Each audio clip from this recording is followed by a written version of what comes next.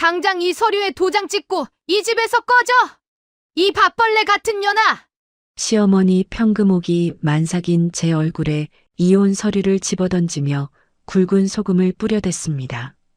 옆에 선 남편 남궁비는 내연녀 조이진의 허리를 감싼 채 차갑게 비웃고 있었죠. 희진이가 내 진짜 후계자를 가졌어. 네 뱃속에 든 건 필요 없으니까 친권 포기 각서까지 다 쓰고 몸만 나가. 그들의 패륜적인 폭언에 제 입가엔 오히려 서늘한 미소가 번졌습니다. 공포에 떨며 마지못해 도장을 찍는 줄 알았겠지만 사실 전 이 순간만을 간절히 기다려왔거든요. 자신들이 걷어찬 것이 쓸모없는 며느리가 아니라 자신들의 목숨줄을 쥐고 있던 거대한 황금 밧줄이었다는 걸 깨닫게 될 때 과연 그 추악한 인간들은 어떤 표정을 짓게 될까요? 시작하기 전에 무료로 눌러주시는 구독과 좋아요, 알림 설정은 똑순이 사랑방에 큰 힘이 됩니다. 지금 어디서 듣고 계신지 댓글 달아주세요. 그럼 지금부터 이야기를 시작하겠습니다.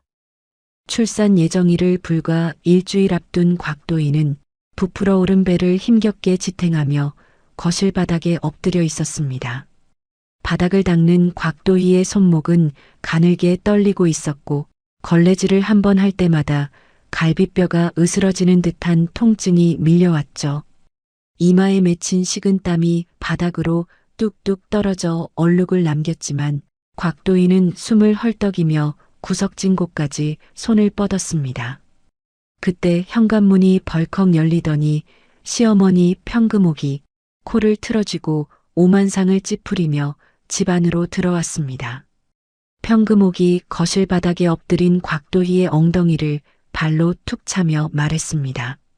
아이고, 이게 무슨 냄새냐? 집구석에서 곰팡이 냄새가 나게 청소를 어떻게 하는 거야? 곽도희가 바닥을 짚고 힘겹게 몸을 일으키며 대답했습니다. 죄송해요, 어머니. 몸이 무거워서 구석구석 닦기가 참 힘드네요.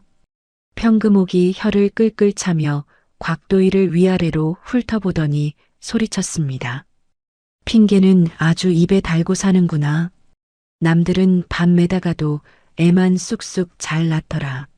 누가 보면 유세란 유세는 혼자 다 떠는 줄 알겠어. 밥값도 못하면서 덩치만 산만해 가지고는.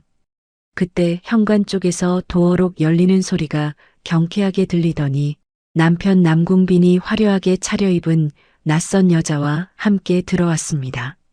남궁빈의 팔목에 매달린 여자는 내연녀 조이진이었습니다. 조이진은 곽도희와는 비교도 안 될 만큼 세련된 옷차림에 진한 화장을 하고 비싼 명품으로 보이는 가방을 팔에 걸치고 있었습니다. 평금옥은 조이진을 보자마자 입이 귀에 걸리도록 활짝 웃으며 달려갔습니다. 평금옥이 조이진의 두 손을 덥석 잡으며 반갑게 맞이했습니다. 아이고, 우리 복덩이 왔니? 어쩜 이렇게 때깔부터 다르냐? 냄새나는 곰 같은 우리 며느리랑은 차원이 다르네. 평금옥은 힐끔 곽도희를 노려보며 조이진을 치켜 세웠고 조이진은 콧소리를 내며 평금옥에게 안기듯 인사했습니다. 어머니, 안녕하세요. 오빠가 어머니 솜씨가 정말 좋다고 자랑을 얼마나 하던지 제가 꼭 한번 뵙고 싶었어요. 곽도희는 멍한 표정으로 그 광경을 바라볼 수밖에 없었습니다. 남편 남궁비는 식은땀을 흘리며 서 있는 아내 곽도희는 거들떠보지도 않았습니다.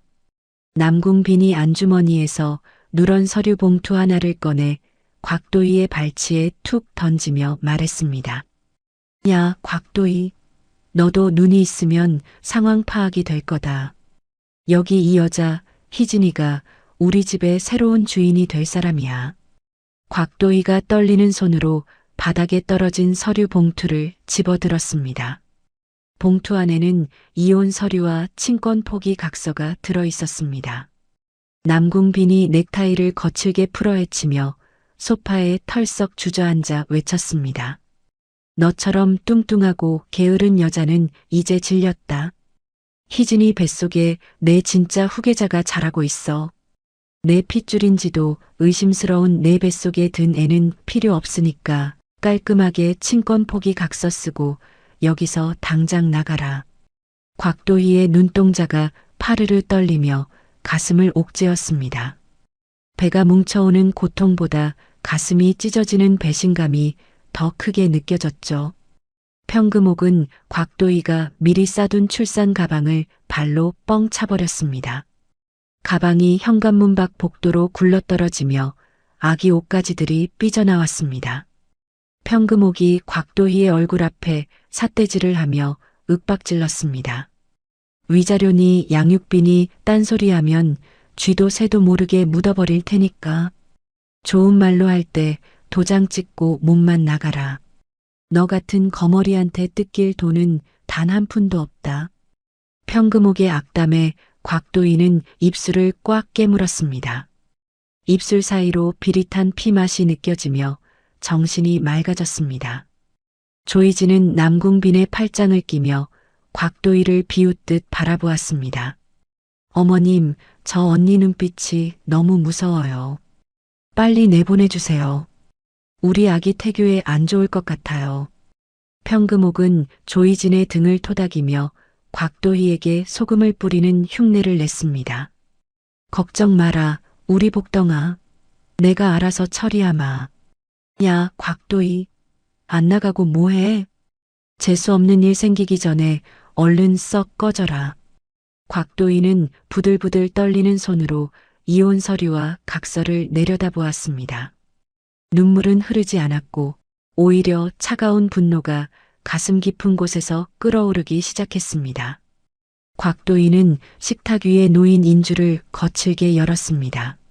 망설임 없이 서류 위에 도장을 꾹 누르며 결연한 의지를 보였습니다. 선명하게 찍힌 붉은 도장이 곽도희의 결심을 보여주었습니다. 곽도희는 도장이 찍힌 서류를 남궁빈의 얼굴을 향해 획 던지며 말했습니다. 그래, 당신들이 원한다면 찍어주지. 대신 똑똑히 들어. 이 시간부로 내 아이에게 아빠는 죽고 없는 거야. 나중에 뼈저리게 후회해도 딴소리하지 마. 남궁빈은 바닥에 떨어진 각서를 주워들고 낄낄거리며 비웃었습니다. 역시 독한 여자라니까. 걱정 마라. 내 눈에 흙이 들어가도 너랑 내 애새끼를 다시 볼 일은 절대 없을 테니까. 곽도희는 뒤도 돌아보지 않고 현관으로 걸어갔습니다. 현관 밖으로 내동댕이 쳐진 출산 가방을 힘겹게 집어들었죠. 평금옥은 곽도희의 뒤통수에 대고 굵은 소금을 팍팍 뿌리며 외쳤습니다. 에이, 퇴퇴. 알터니가 빠진 것 같네. 다시는 이 근처에 얼씬도 하지 마라. 빌라 밖으로 쫓겨난 곽도희는 몸을 가누지 못하고 휘청거렸습니다. 참았던 진통이 한꺼번에 밀려와 다리에 힘이 풀리고 말았죠. 세상은 온통 잿빛으로 보였고 정신이 점점 혼미해졌습니다. 그때 어두운 골목길 한 구석에서 검은색 대형 고급 차량 한 대가 다가왔습니다. 차 문이 열리고 건장한 수행 비서들이 뛰쳐나와 쓰러지려는 곽도희를 정중하게 부축했습니다. 비서실장 강태진이 다급하게 곽도희를 뒷좌석에 태우며 물었습니다. 상무님, 괜찮으십니까? 늦어서 죄송합니다. 푹신한 가죽 시트에 몸을 기댄 곽도희가 가쁜 숨을 몰아쉬며 휴대전화를 꺼내 응용 프로그램을 몇 번 두드렸습니다. 손가락이 떨렸지만 곽도희의 눈빛만은 형형하게 빛나고 있었습니다. 곽도희가 강태진을 향해 서리발처럼 차가운 목소리로 명령했습니다. 강 실장님, 지금 바로 법무팀 움직여요. 방금 내가 찍은 각서, 즉시 공증 절차 밟으세요. 그리고 그 인간들 손에 쥐어준 내 가족 카드들, 지금 당장 정지시켜요. 강태진은 백미러로 곽도희의 상태를 살피며 고개를 깊게 숙였습니다. 네, 알겠습니다. 상무님, 병원 귀빈 전용 분만실을 이미 준비해뒀습니다. 조금만 참으십시오. 차가 부드럽게 출발하자 곽도희는 차창 밖으로 멀어지는 낡은 빌라를 보았습니다. 그곳은 이제 곽도희에게 지옥일 뿐이었습니다. 한편 빌라 거실에서는 남궁빈 일가의 축제 분위기가 한창이었습니다. 평금옥은 전화기 응용 프로그램을 이용해 음식을 잔뜩 시켰습니다. 족발과 보쌈, 치킨과 피자까지 상다리가 부러질 듯 차려졌죠. 평금옥이 냉장고에서 포도주를 꺼내 흔들며 신나게 외쳤습니다. 아이고, 우리 복덩이 희진이 덕분에 속이 다 시원하다. 오늘 같은 날은 축배를 들어야지. 남궁빈도 신이 나서 콧노래를 부르며 배달 기사에게 카드를 건넸습니다. 여기 계산해 주세요. 일시불로 긁어주세요. 배달 기사가 단말기에 카드를 꽂았습니다. 잠시 후 삑하는 소리와 함께 기계적인 안내음이 흘러나왔습니다. 도난 및 분실 카드입니다. 거래가 거절되었습니다. 남궁빈의 얼굴에서 웃음기가 순식간에 사라졌습니다. 배달 기사가 의심스러운 눈초리로 남궁빈을 쳐다보며 말했습니다. 손님, 이거 분실 신고된 카드라고 나오는데요. 남궁빈이 당황하며 카드를 빼서 다시 확인했습니다. 분명 자신이 평소에 펑펑 쓰던 카드가 맞았습니다. 남궁빈이 어쩔 줄 몰라 하며 배달 기사에게 소리쳤습니다. 이게 무슨 소리야? 아까 낮에도 담배 사면서 잘 썼는데 기계가 고장 난 거 아니에요? 평금옥이 족발을 뜯으려다 말고 눈을 동그랗게 뜨며 물었습니다. 아니, 이게 무슨 망신이냐? 도희 그년이 돈 들고 튀면서 심술을 부렸나 보다. 아이고, 내 돈, 내 피 같은 돈. 평금옥은 바닥을 치며 통곡하는 흉내를 냈고 조이진은 짜증 섞인 표정으로 팔짱을 꼈습니다. 조이진이 남궁빈을 쏘아보며 차갑게 물었습니다. 오빠 어떻게 된 거야? 능력 있는 사장이라며. 지금 배달 음식 하나 결제 못해서 이러는 거야? 남궁빈의 얼굴이 수치심으로 벌겋게 달아올랐습니다. 사실 그동안 남궁빈이 써대던 카드는 곽도희가 만들어준 가족 카드였습니다. 곽도희가 집을 나가면서 카드를 즉시 정지시켰다는 사실을 남궁빈은 꿈에도 모른 채 억울함에 길길이 날뛰었습니다. 남궁빈이 애꿎은 현관문을 발로 걷어차며 소리를 질렀습니다. 이런 젠장, 곽도의 이 독사 같은 여자, 내 돈 훔쳐서 도망갔어. 잡히기만 해봐. 가만 안 둔다. 하지만 이미 곽도희는 그들의 손이 닿지 않는 곳으로 가고 있었습니다. 곽도희를 태운 차는 고급 병원의 입구로 미끄러지듯 들어갔습니다. 비명과 악취가 가득한 빌라와는 다른 조용하고 우아한 병원 안에서 곽도희는 새로운 삶을 위한 마지막 진통을 견뎌내고 있었습니다. 곽도희가 집을 나간 지 불과 사흘이 지났을 뿐이지만 남궁빈의 중소기업 사무실은 그야말로 아수라장이 되어 있었습니다. 평소라면 조용했을 복도에는 거친 고함 소리가 울려 퍼졌고 사무실 안은 깨진 유리 파편과 서류 뭉치들이 어지럽게 널려 있었죠. 원자재 납품업체 사장들이 들이닥쳐 책상을 발로 차고 남궁빈의 멱살을 잡으며 밀린 대금을 내놓으라고 난동을 부리고 있었습니다. 한 사장이 남궁빈의 넥타이를 거칠게 잡아당기며 소리쳤습니다. 야, 남궁빈. 물건값 준다고 약속한 지가 벌써 석 달째야. 오늘까지 돈 안 나오면 나도 여기서 안 나가고 다 부숴버릴 거야. 남궁빈이 덜덜 떨리는 손으로 사장의 팔을 붙잡으며 애원했습니다. 사장님, 제발 진정하세요. 제가 안 드리겠다는 게 아니라 지금 자금 회전이 잠깐 막혀서 그래요. 옆에 있던 다른 사장이 서류 파일을 남궁빈의 얼굴에 던지며 비웃었습니다. 자금 회전? 웃기고 자빠졌네. 내 마누라 곽도희가 뒤에서 다 메워주고 있었던 거 우리가 모를 줄 알아? 당장 그 여자한테 연락해서 돈 가져오라고 해. 남궁빈은 그제야 눈앞이 캄캄해지는 기분을 느꼈습니다. 사실 그동안 회사가 굴러갔던 것은 남궁빈의 능력이 아니라 곽도희가 친정에서 가져온 자산과 사비를 털어 구멍난 독을 막아왔기 때문이었죠. 남궁빈이 구석에서 떨고 있는 격리 직원을 향해 다급하게 소리쳤습니다. 미스 김, 법인 계좌에 남은 돈 없어? 일단 급한 불부터 꺼야 하니까 있는 대로 다 긁어 모아봐. 격리 직원이 모니터를 돌려 보여주며 울먹이는 목소리로 대답했습니다. 사장님, 이미 말씀드렸잖아요. 상무님께서 집 나가시자마자 법인 계좌 잔고는 영원이 됐어요. 게다가 전기세랑 인터넷 요금도 석 달이나 밀려서 오늘 오후면 다 끊긴대요. 남궁빈은 힘없이 무릎을 꿇고 차가운 바닥에 주저앉았습니다.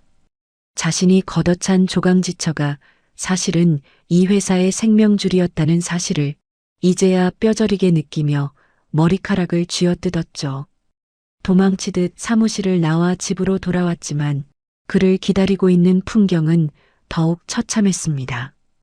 현관문을 열자마자 퀴퀴한 곰팡이 냄새와 썩은 음식 냄새가 코를 찌르며 남궁빈을 맞이했습니다.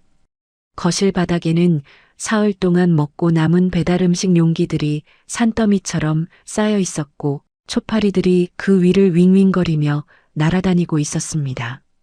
안방에서는 날카로운 고성이 오가고 있었습니다. 조이진이 코를 틀어쥐고 오만상을 찌푸리며 거실로 뛰쳐나왔습니다. 조이진이 남궁빈의 팔을 흔들며 신경질적으로 소리쳤습니다. 오빠, 저 노인네한테 좀 씻으라고 말해. 옆에만 가면 쉰내가 나서 숨을 못 쉬겠다니까. 노인네 냄새가 온 집안에 배서 미치겠단 말이야. 소파에 누워 텔레비전을 보던 평금옥이 벌떡 일어나며 삿대질을 했습니다. 뭐, 노인네 냄새? 인연이 아주 입만 열면 못하는 말이 없구나. 내가 내 시어머니 될 사람이야. 어디서 눈을 동그랗게 뜨고 바락바락 대들어? 평금옥은 화가 치미는지 주변에 있던 쿠션을 조이진에게 던졌습니다. 조이진은 콧방귀를 뀌며 평금옥을 위아래로 훑어보더니 비웃었습니다. 시어머니 대접받고 싶으면 돈을 좀 내놓든가요? 부잣집 사모님이라면서 집에 쌀도 없고 물도 없는데 무슨 며느리 대접을 받으려고 그래요? 평금옥이 가슴을 쥐어뜯으며 남궁빈을 향해 울부짖었습니다.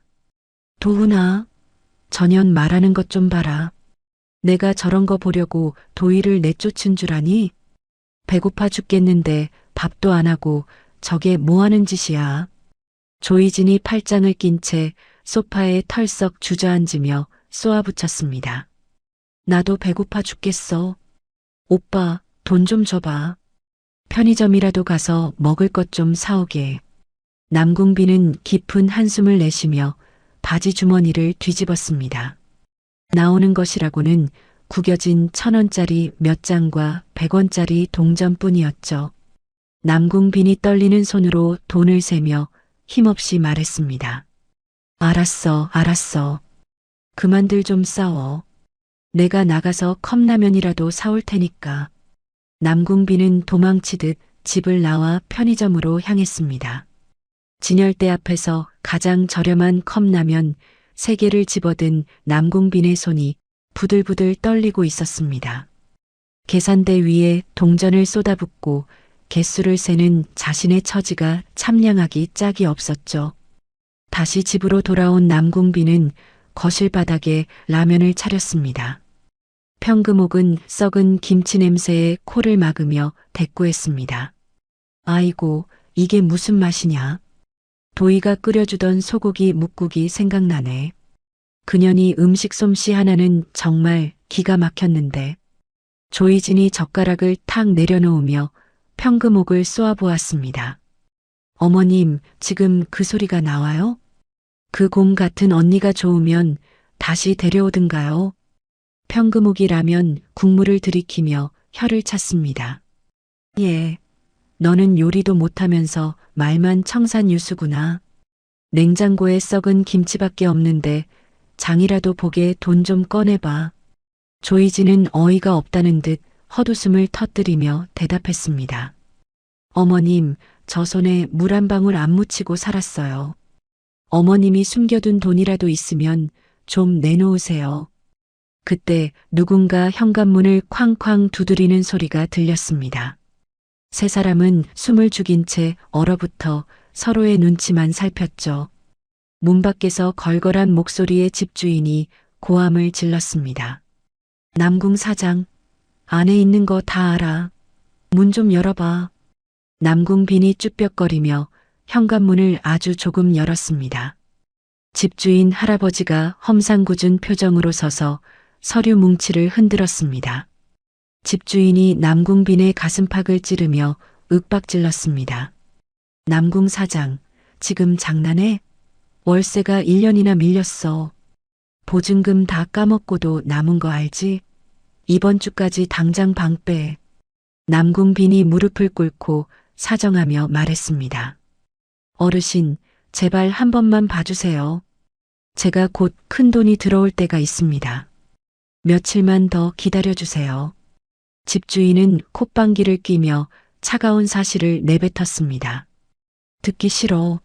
곽 상무님이 집 나가시면서 남궁 사장 명의로 된 임대차 계약 해지 대리권 행사한 거 몰라? 그분이 밀린 이자까지 다 정리하고 계약 끝냈으니까 이번 주 내로 안 나가면 짐 다 밖으로 던져버릴 줄 알아. 집주인이 돌아가자 평금옥은 바닥에 주저앉아 대성통곡을 했습니다. 평금옥이 바닥을 치며 절규했습니다. 아이고, 내 팔자야. 이 늙은 나이에 길바닥에 나앉게 생겼네. 도의 그년이 아주 작정하고 우리를 죽이려 하는구나. 남궁비는 눈동자가 흔들리며 안방으로 뛰어들어갔습니다. 장판 밑에 숨겨둔 평금옥의 10년치 쌈짓돈 봉투를 확인하기 위해서였죠. 하지만 남궁빈이 꺼낸 봉투는 너무나 가벼웠습니다. 봉투 안에는 텅 빈 공기뿐이었고 남궁빈은 사색이 되었습니다. 그 돈은 남궁빈이 이미 곽도에 몰래 인터넷 도박으로 다 날려버린 상태였죠. 평금옥이 뒤따라 들어와 그 광경을 보고는 남궁빈의 머리채를 잡았습니다. 평금옥이 비명을 지르며 남궁빈의 등짝을 후려갈겼습니다. 이 미친놈아, 내 피 같은 돈 어디 갔어? 내가 10년 넘게 파출부 뛰면서 모은 내 돈 어디 갔냐고. 남궁빈이 비명을 지르며 평금옥을 밀쳐냈습니다. 아, 엄마. 내가 나중에 2배로 갚으려고 그랬지. 사업 자금이 모자라서 잠깐 쓴 거란 말이야. 조이지는 그 꼴을 보며 혀를 끌끌 차고는 짐을 싸기 시작했습니다.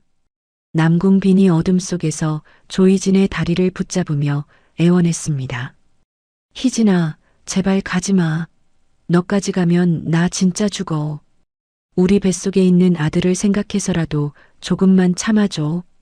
조이진이 남궁빈의 손을 거칠게 뿌리치며 차갑게 대답했습니다. 아들, 돈도 없는 주제에 무슨 아들을 키워? 나 임신한 거 오빠 때문에 지운 줄 알아? 애초에 오빠 돈 보고 만난 거지. 내가 미쳤다고 이런 거지 속으로서 살아? 남궁빈은 어둠 속에서 조이진이 뱉은 가시돋친 말에 충격을 받았습니다. 순간 남궁빈의 머릿속에 아주 패륜적인 생각이 스쳐 지나갔습니다. 남궁빈이 기괴한 웃음을 터뜨리며 혼잣말을 중얼거렸습니다. 그래. 곽도의 그년이 혹시라도 사고로 죽으면 사망보험금이 나올 거야. 수익자가 아직 나로 되어 있을 테니까. 그 돈만 있으면 우린 다시 일어날 수 있어. 남궁빈의 소름 끼치는 웃음소리가 어두운 집안에 울려 퍼졌습니다. 같은 시각 서울의 최고급 산후조리원 귀빈실에서는 은은한 클래식 음악이 흐르고 있었습니다. 곽도인은 붓기 하나 없는 말끔한 얼굴로 창밖의 야경을 보고 있었죠. 그녀의 앞에는 태성그룹의 곽 회장이 인자한 미소로 앉아 있었습니다. 곽 회장이 두툼한 서류 봉투를 곽도희에게 건네며 말했습니다. 내 새끼, 그동안 고생 많았다. 이건 가온 백화점 강남점 지분양도 서류다. 이제 네가 태성그룹 경영기획실 상무로서 공식적인 복귀를 선언할 때다. 곽도희가 서류를 받아들며 결연한 표정으로 대답했습니다. 네, 할아버지. 더 이상 바보처럼 당하고만 살지 않을게요. 저를 기만했던 그 사람들에게 진짜 지옥이 무엇인지 똑똑히 보여주겠습니다. 곽도희의 눈빛은 더 이상 순둥이 며느리의 것이 아니었습니다. 그녀의 뒤에는 유능한 조력자인 강태진 변호사가 든든하게 서 있었고 곽도희의 완벽한 복수는 이제 막 본격적인 궤도에 오르고 있었습니다. 전기가 끊겨 냉기만이 가득한 낡은 빌라의 아침은 지독한 악취와 함께 시작되었습니다. 거실 한복판에는 곽도희가 집을 나간 뒤로 단 한 번도 치우지 않은 배달음식 용기들이 곰팡이와 함께 썩어가며 코를 찌르는 냄새를 풍기고 있었죠. 그때 고요한 복도의 정적을 깨뜨리는 것은 귀를 찢는 듯한 날카로운 금속음과 전동드릴 이 돌아가는 굉음이었습니다. 현관 도어록을 강제로 부수기 위해 쇠붙이가 부딪히는 소리가 거실을 울리자 바닥에 널브러져 잠을 자던 남궁빈과 평금옥은 비명을 지르며 일어났습니다. 평금옥이 산발이 된 머리를 움켜쥐고 현관으로 달려가며 소리를 질렀습니다. 누구야? 아침부터 남의 집 문을 부수고 난리야. 도둑이야. 사람 살려. 문이 거칠게 열리며 작업복을 입은 사내들이 들이닥쳤고 그 뒤로 무표정한 얼굴의 법원 집행관이 서류를 내밀며 대답했습니다. 법원에서 나왔습니다. 퇴거 명령이 떨어졌으니 강제 집행을 시작하죠. 짐 싸서 당장 이 집에서 나가주셔야겠습니다. 빨간 압류 딱지를 든 집행관들은 흙이 잔뜩 묻은 신발을 신은 채 거실로 성큼성큼 들어와 집안 곳곳을 누비기 시작했습니다. 그들의 무심한 발자국은 곽도희가 무거운 몸을 이끌고 피땀 흘려 닦아놓았던 장판 위에 시커먼 흙먼지를 지니기며 흉측한 자국을 남기고 있었죠. 집행관들은 텔레비전과 냉장고, 심지어 조이진의 화장대까지 가차없이 붉은색 압류 딱지를 하나하나 붙여나갔습니다. 평금옥은 그 충격적인 광경에 눈을 뒤집으며 거품을 물고 바닥에 쓰러졌고 남궁빈과 조이진은 속옷바람으로 구석에 몰려 사시나무 떨듯 몸을 떨었습니다. 그때 흙먼지가 날리는 아수라장 한복판으로 말끔한 정장 차림의 남자가 들어왔습니다. 고급스러운 향기를 풍기며 등장한 남자는 태성그룹의 강태진 변호사였습니다. 강태진은 서류 가방을 고쳐 잡으며 한겨울 얼음장보다 더 차가운 눈빛으로 바닥에 엎드린 남궁빈을 경멸하듯 내려다보았습니다. 평금옥이 엉금엉금 기어가 강태진의 바짓가랑이를 덥석 잡고 늘어지며 울부짖었습니다. 아이고 선생님, 이게 무슨 날벼락입니까? 우리 아들은 아무 잘못 없어요. 며느리가 집 나가면서 무슨 음모를 꾸민 게 분명하다고요. 강태진은 더러운 오물이 묻었다는 듯 눈살을 찌푸리며 평금옥의 손을 거칠게 털어내고 한 걸음 뒤로 물러섰습니다. 강태진은 입가에 싸늘한 비웃음을 머금은 채 남궁빈에게 퇴거 명령서를 던졌습니다. 그리고 남궁빈의 코앞에 태블릿 컴퓨터를 들이밀며 단호하게 말했습니다. 기회라니 가당치도 않군요. 곽 상무님께서 당신들에게 보여주라고 하신 게 있습니다. 당신들이 누구 돈을 쓰고 누구를 내쫓았는지 이제라도 똑똑히 확인하시죠. 강태진이 화면을 가볍게 터치하자 뉴스 속보 영상이 거실의 정막을 뚫고 선명한 화질과 음성으로 재생되기 시작했습니다. 화면 속 앵커의 목소리는 너무나도 명확하게 거실 구석구석을 파고들었죠. 앵커의 목소리가 흘러나오며 남궁빈의 심장을 날카롭게 찔렀습니다. 속보입니다. 국내 유통업계 1위인 태성그룹의 막내 손녀이자 후계자 곽도의 상무가 3년 만에 경영 일선에 정격 복귀했다는 소식입니다. 화면 속에는 우아하고 세련된 정장을 입은 곽도희가 수많은 기자들의 플래시 세례를 받으며 당당하게 걷고 있었습니다. 안경을 벗고 화려하게 피어난 곽도희의 모습은 범접할 수 없는 아우라를 뿜어냈죠. 남궁빈은 숨쉬는 법조차 잊은 채 화면 속 아내를 바라보며 돌처럼 굳어버렸습니다. 평금옥이 입을 딱 벌린 채 턱이 빠질 듯 경악하며 비명을 질렀습니다. 저게 정말 우리 며느리란 말이냐? 곽도희가 태성그룹 상속녀라고? 말도 안 돼. 전현이 우리를 속인 거야. 재벌가 딸이 왜 우리 집에 들어와? 남궁빈의 머릿속은 수만 가지 생각이 뒤엉키며 하얗게 타버리고 말았습니다.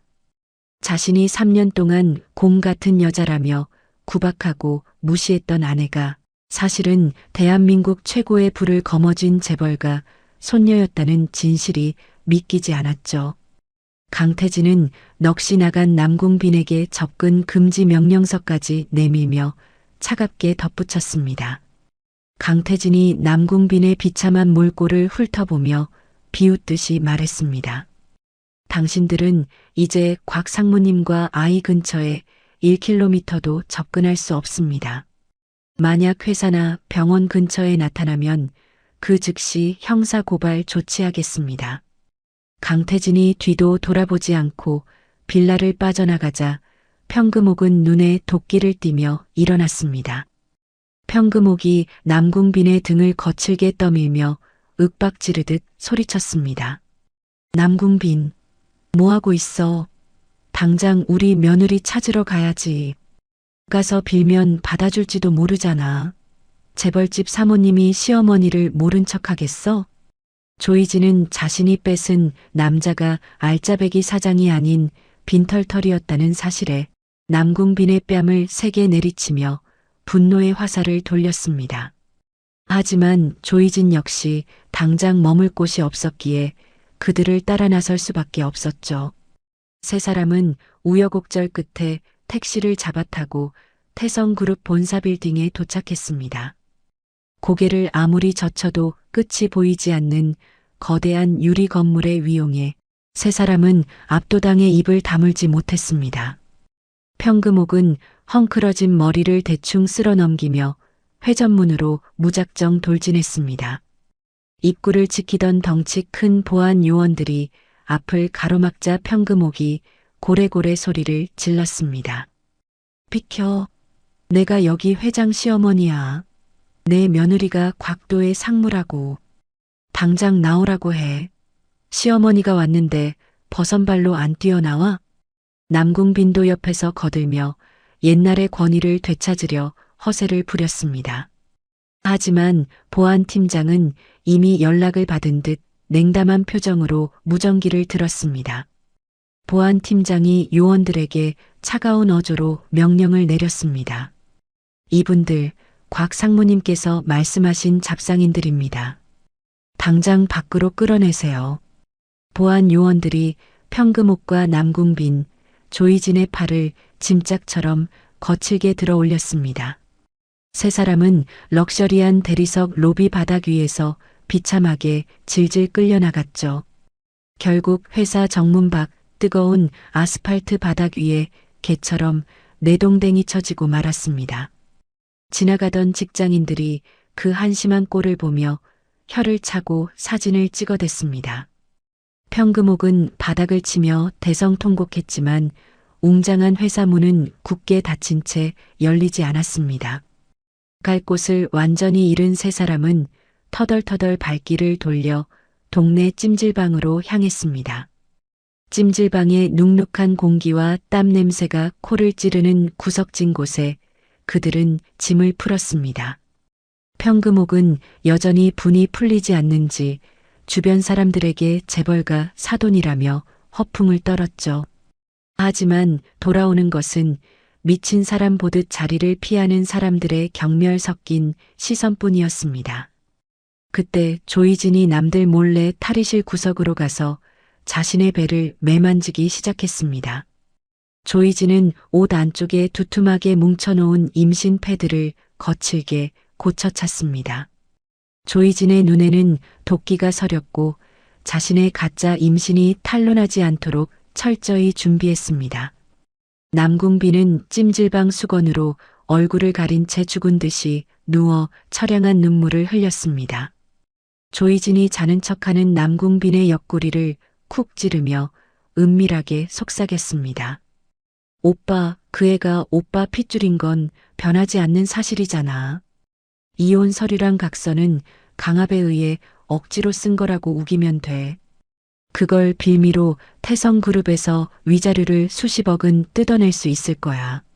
남궁빈의 흐리멍덩했던 눈에 다시금 탐욕스러운 생기가 돌기 시작했습니다. 남궁빈이 몸을 일으키며 낮은 목소리로 대답했습니다. 그래, 소송하자. 까짓 거 내가 애 아빠인데 곽도희가 어쩔 거야. 법대로 해서 제대로 한미천 제대로 챙겨보자고. 재벌이라니 돈은 차고 넘칠 거 아니야. 그들이 찜질방 구석에서 얄팍한 음모를 꾸미고 있을 때였습니다. 찜질방 카운터로 검은 정장의 퀵 서비스 기사가 찾아와 누런 봉투를 내밀었습니다. 여기 남궁빈 씨 계십니까? 곽도의 상무님 이름으로 등기가 왔습니다. 남궁빈이 화들짝 놀라 달려나가 봉투를 받아 내용물을 확인했습니다.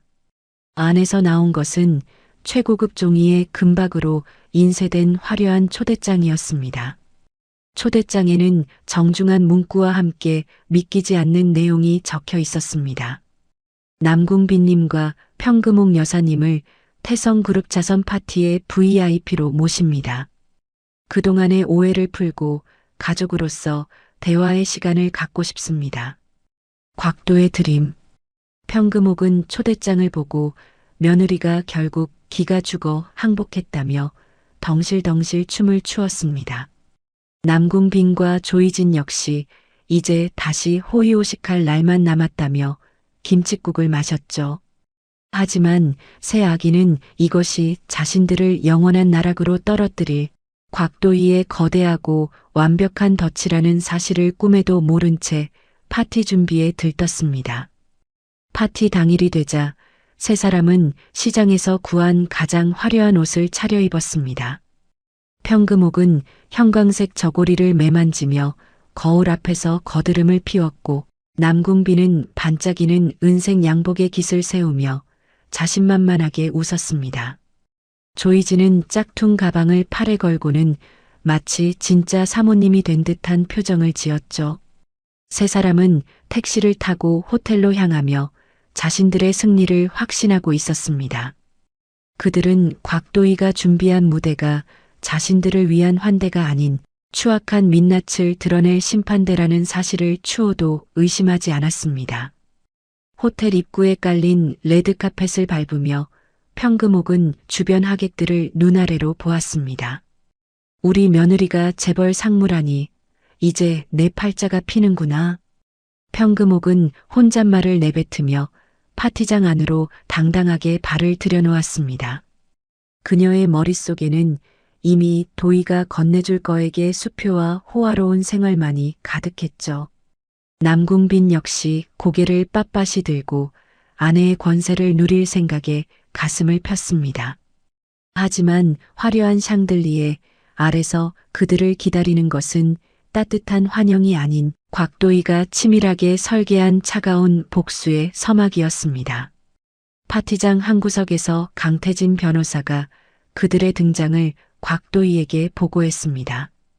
상무님, 쥐새끼들이 제 발로 덫에 들어왔습니다. 곽도희는 와인 잔을 가볍게 흔들며 무대를 향해 천천히 걸음을 옮겼습니다. 곽도희의 눈빛은 그 어느 때보다 날카롭게 빛나며 심판의 시간을 예고했죠. 이제 곧 터져나올 진실의 폭풍 앞에서 새 아기는 여전히 탐욕의 미소를 지었습니다. 그들이 밟고 있는 레드카펫이 사실은 낭떠러지로 향하는 길임을 그 누구도 알려주지 않은 채 파티의 음악은 점점 고조되고 있었습니다.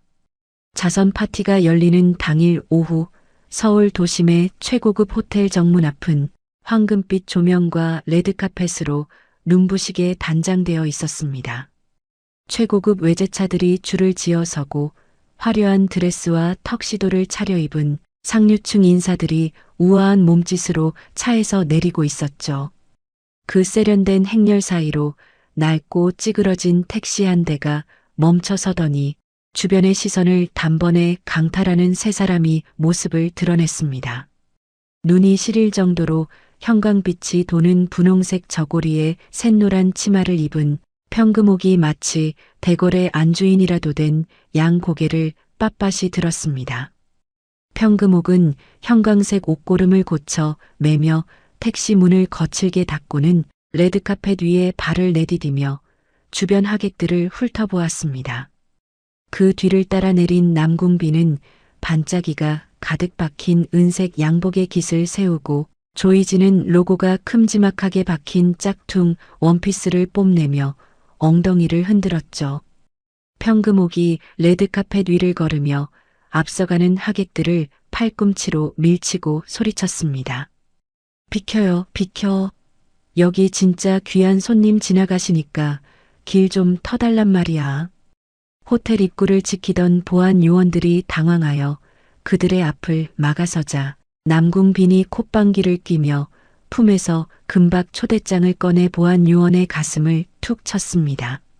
남궁빈이 어깨에 힘을 잔뜩 주며 보안 요원에게 윽박을 질렀습니다. 여기 초대장 안 보여? 나 태성그룹 곽도의 상무 남편 남궁빈이야. 옆에 있던 평금옥도 보안 요원의 팔을 밀쳐내며 기세등등하게 거들었습니다. 이분은 그 집안 시어머니 되시는 분이고 감히 누굴 막아서는 거야? 당신들 오늘부로 다 해고당하고 싶어서 작정을 한 거야 뭐야?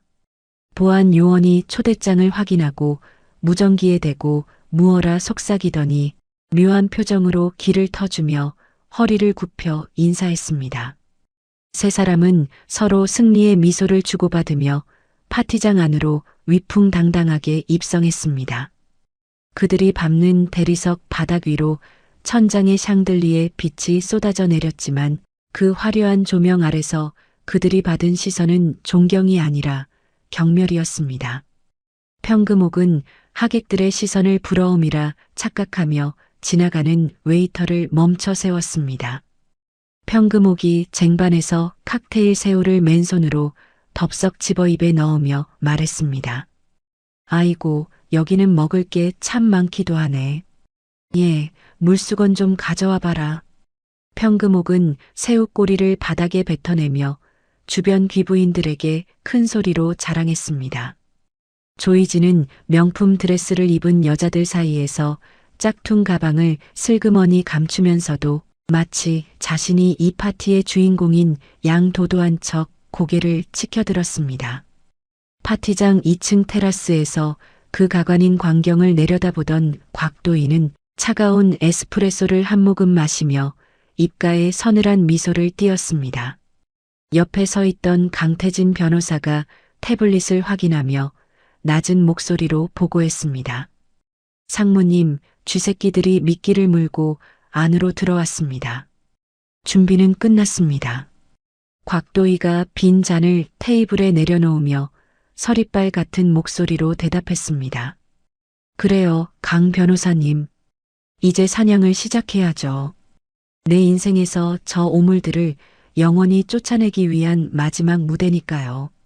잠시 후 파티장의 조명이 서서히 어두워지더니 무대 위로 강렬한 빛이 떨어졌습니다. 화이트 슈트를 입고 눈부시게 등장한 곽도희의 모습에 장내는 환호로 가득 찼죠. 평금옥은 눈치도 없이 무대 아래서 손을 흔들며 고래고래 소리를 질렀습니다. 평금옥이 무대 위로 기어 올라가려다 강태진의 단단한 손에 가로막히자 외쳤습니다. 예, 며느라. 나 여기 있다. 어머, 우리 며느리 때깔 고운 것 좀 봐라. 저기 높은 데서 내려와서 이 시어머니한테 인사부터 해야지 뭐하니.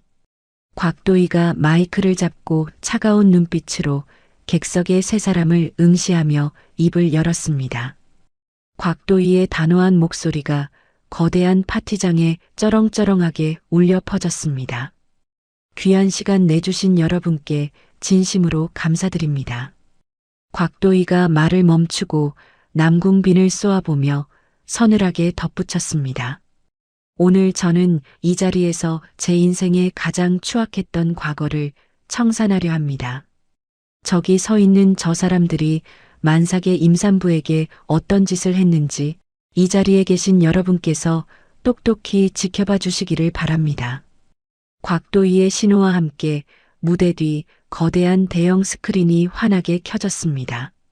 화면 가득 낡은 빌라, 거실에서 벌어진 참혹한 영상이 재생되기 시작했죠. 영상 속에서 만삭의 곽도희가 바닥에 엎드려 있고 평금옥이 발로 곽도희의 엉덩이를 차며 욕설을 퍼붓는 장면이 적나라하게 나왔습니다. 이어 남궁빈이 이혼 서류를 던지며 핏줄인지도 모르니 꺼지라고 외치는 날카로운 육성이 고성능 스피커를 통해 파티장 전체를 뒤흔들었습니다. 하객들이 경악하며 비명을 질렀고 여기저기서 짐승만도 못하다는 비난이 쏟아졌죠. 남궁빈의 얼굴은 순식간에 흑빛으로 변해 어쩔 줄 몰라 하며 손을 내저었습니다. 남궁빈이 식은 땀을 줄줄 흘리며 주변 사람들에게 변명하듯 외쳤습니다. 아니에요. 저건 다 가짜예요. 요즘 세상이 얼마나 좋은데 저런 건 다 조작된 딥페이크란 말입니다. 제 목소리가 아니에요.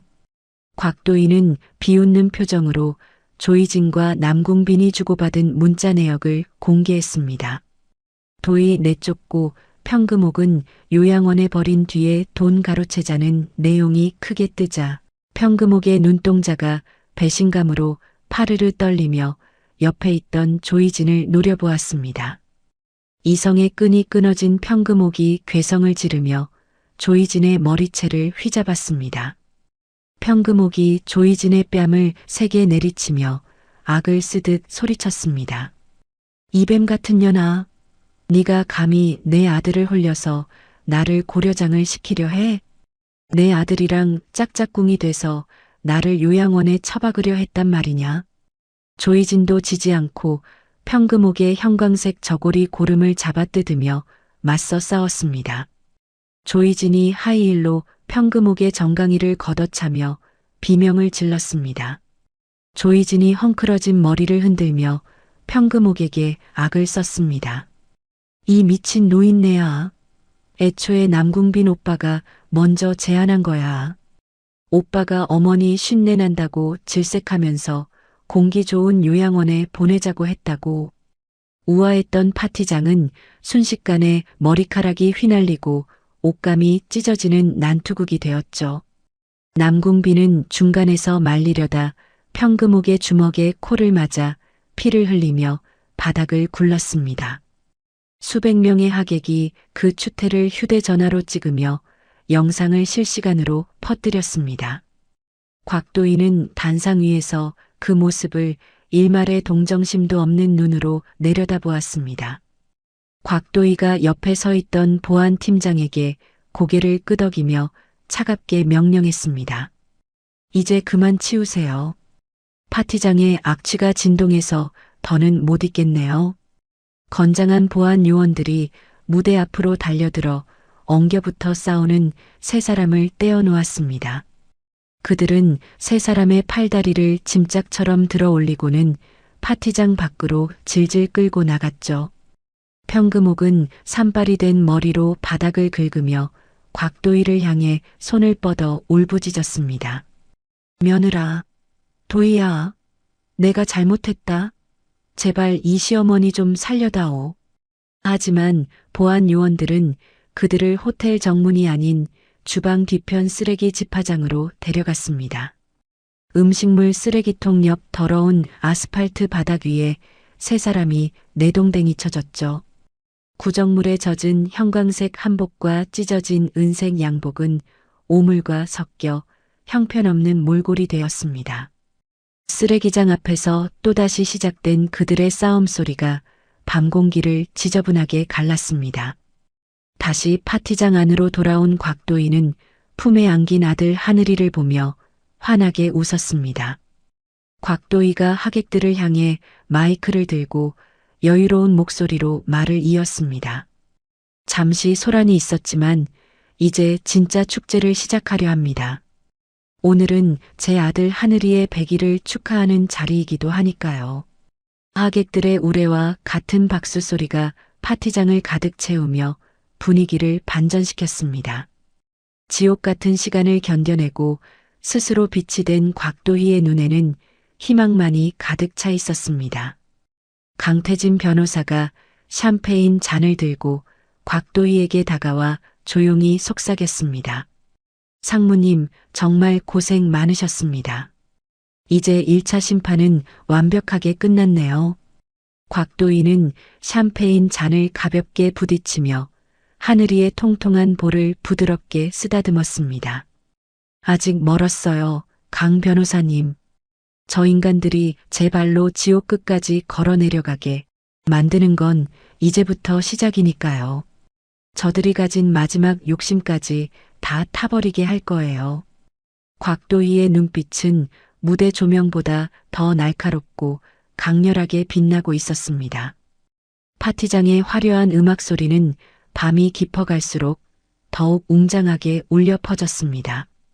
쓰레기 집화장에서 서로를 핥히며 절규하던 남궁빈 일가의 목소리는 그 즐거운 음악 소리에 묻혀 흔적도 없이 사라져버리고 말았죠. 곽도희는 아이를 안고 하객들의 축복을 받으며 진정한 상류층의 품격을 보여주었습니다. 하지만 그녀의 머릿속에는 이미 다음 응징을 위한 치밀한 계획이 세워져 있었습니다. 악인들이 꿈꿨던 가짜 천국은 그렇게 한순간에 잿더미가 되어 흩어지고 있었습니다. 곽도희는 창밖의 밤하늘을 보며 조용히 다짐했습니다. 하늘아, 엄마가 너를 지키기 위해 무슨 짓이든 할 거야. 너를 부정하고 버렸던 저들이 평생을 후회하며 살게 만들어주마. 곽도희의 결연한 의지와 함께 자선 파티는 정점에 달하고 있었습니다. 이제 곽도희 앞에는 찬란한 미래와 함께 그녀를 배신한 자들을 향한 더욱 잔혹하고 완벽한 두 번째 함정이 기다리고 있었죠. 모든 것이 곽도희가 설계한 대로 완벽하게 흘러가고 있는 밤이었습니다. 그 시각 쓰레기장 바닥에 엎드린 남궁빈은 샴페인 향기 대신 음식물 쓰레기의 악취를 맡으며 부들부들 몸을 떨고 있었습니다. 남궁빈이 찢어진 양복 소매로 코피를 닦아내며 조이진을 향해 독설을 내뱉었습니다.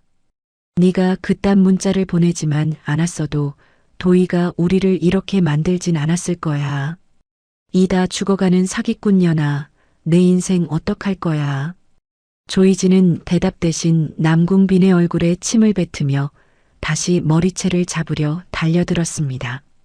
그들의 추악한 본성은 가장 밑바닥에서 그렇게 서로를 갉아먹고 있었습니다. 곽도희는 그들의 비참한 말로를 이미 예견한 듯 하늘이를 태진에게 잠시 맡기고는 무대 정중앙으로 다시 걸어나갔습니다. 곽도희가 마이크를 잡고 우아하게 미소 지으며 마지막 인사를 건넸습니다. 오늘 이 자리가 우리 모두에게 진실의 가치를 되새기는 시간이 되었기를 바랍니다. 태성그룹은 앞으로도 정의로운 사회를 위해 최선을 다하겠습니다. 곽도희의 당당한 선포와 함께 파티의 막이 내리고 있었고 그녀의 완벽한 승리는 내일 아침 모든 신문의 일면을 장식하게 될 것이었습니다. 자선 파티에서의 소동이 전국적인 화제가 된 지 일주일이 지났습니다. 곽도희는 통창 너머로 서울 도심이 한눈에 내려다 보이는 태성그룹 상무 집무실에서 자신의 책상 위에 놓인 대형 모니터 속 그래프를 차분하게 응시하고 있었습니다.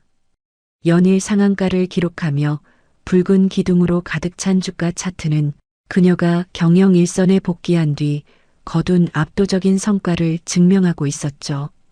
강태진 변호사가 김이 모락모락 나는 커피 잔을 들고 소파에 앉으며 말했습니다. 상무님, 이번에 새로 런칭한 유통 플랫폼이 시장에서 아주 큰 반향을 일으키고 있습니다. 주주들 사이에서도 상무님의 경영 능력을 이제는 누구도 의심하지 않는 분위기예요. 곽도희가 펜을 내려놓고 의자 등받이에 몸을 깊숙이 기대며 대답했습니다. 실력으로 증명하지 않으면 사람들은 언제든 다시 나를 의심할 테니까요. 강 변호사님, 저를 향한 찬사는 이 정도면 충분하니 저 아래 바닥에 처박힌 오물들의 소식도 좀 들려주시겠어요? 강태진이 태블릿 화면을 넘기며 서늘한 목소리로 보고를 이어갔습니다. 남궁빈 씨와 평금옥 씨는 찜질방에서도 쫓겨나 지금은 낡은 여인숙에 머물고 있습니다. 돈이 없어서 상무님이 후원하시는 무료 급식소에서 줄을 서서 밥을 타먹고 있더군요. 자신들이 누구의 돈으로 끓인 국을 먹고 있는지도 모른 채 말입니다. 곽도희가 비웃음 섞인 헛웃음을 터뜨리며 창밖을 향해 시선을 던졌습니다. 자신들이 짐승처럼 내쫓았던 여자가 베푸는 동정으로 목숨을 이어가고 있다니 정말 운명의 장난치고는 너무나도 통쾌한 일이네요. 한편 눅눅한 곰팡이 냄새가 진동하는 여인숙 방에서는 남궁빈과 평금옥이 좁은 방 한 구석에서 서로를 쏘아보고 있었습니다. 평금옥은 낡은 환자복 소매를 걷어올린 채 바닥을 치며 절규했습니다. 아이고 빈아, 우리가 어쩌다가 이 지경까지 떨어졌단 말이냐. 재벌 며느리를 모시고 호의호식할 생각에 잠도 안 왔는데 지금은 당장 내일 먹을 컵라면 살 돈도 없으니 이게 무슨 날벼락이야. 남궁빈이 찢어진 소주병을 손에 든 채 바닥을 굴러다니며 중얼거렸습니다. 엄마, 도희는 마음이 약하니까 우리가 가서 빌면 결국 다시 받아줄 거야. 내가 누구야? 도희가 세상에서 제일 사랑했던 남편 아니야? 조이진은 여인숙 화장실 거울 앞에서 자신의 배에 감긴 붕대를 고쳐매며 도끼 서린 표정으로 그 광경을 지켜보고 있었습니다. 조이진은 곽도희의 아이를 이용해 태성그룹의 돈을 뜯어낼 최후의 도박을 이미 머릿속으로 수십 번도 더 설계하고 있었죠. 조이진이 화장실 문을 열고 나오며 남궁빈의 어깨를 강하게 움켜잡았습니다. 오빠, 정신 차려. 지금 빌러간다고 도희 언니가 눈 하나 깜짝할 것 같아? 언니가 제일 아끼는 게 뭔지 생각해봐. 그 애만 있으면 우리 인생은 다시 역전이야.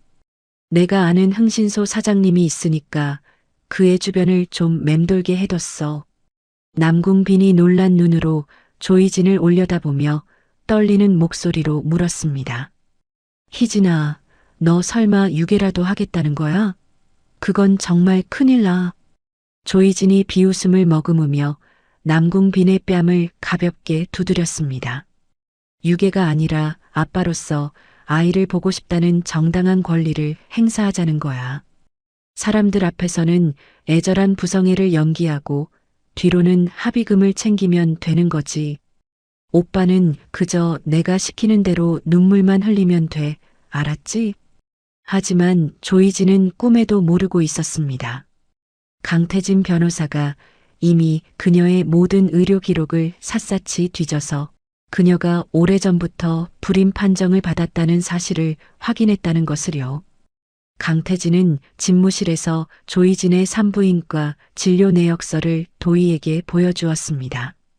강태진이 종이 한 장을 가리키며 낮은 목소리로 설명했습니다. 조이진 씨는 이미 5년 전에 영구 불임 판정을 받은 상태입니다. 지금 저 여자가 남궁빈 씨를 속여서 벌이는 임신쇼는 완벽한 가짜예요. 게다가 맘카페에 올린 아이 사진들도 해외 사이트에서 도용한 것으로 확인됐습니다. 곽도희가 서류를 가볍게 털어내며 차가운 미소를 지었습니다. 정말 끝까지 추악한 인간들이네요.